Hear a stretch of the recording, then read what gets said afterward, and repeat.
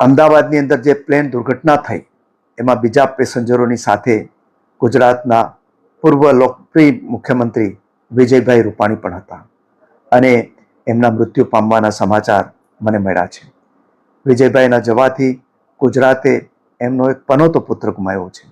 વિજયભાઈની સાથે હું જ્યારે એન્જિનિયરિંગ કોલેજમાં અભ્યાસ કરતો હતો ત્યારથી મારા સંબંધો હતા.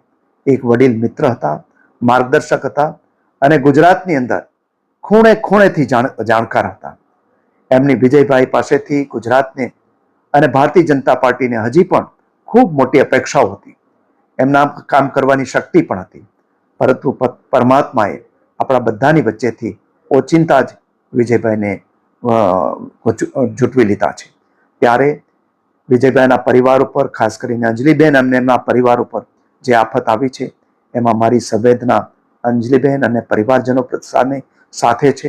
પરમાત્મા પરિવારજનોને આ દુઃખદ ઘડી છે એમાં સહન કરવાની શક્તિ આપે અને એમના હજારો લાખો જે ચાહકો છે એમને પણ પરમાત્મા આ દુઃખદ ઘડીમાં એ સહન કરવાની શક્તિ આપે એવી પ્રાર્થના કરું છું અને વિજયભાઈના આત્માને પરમાત્મા શાંતિ આપે એવી પ્રાર્થના કરું છું.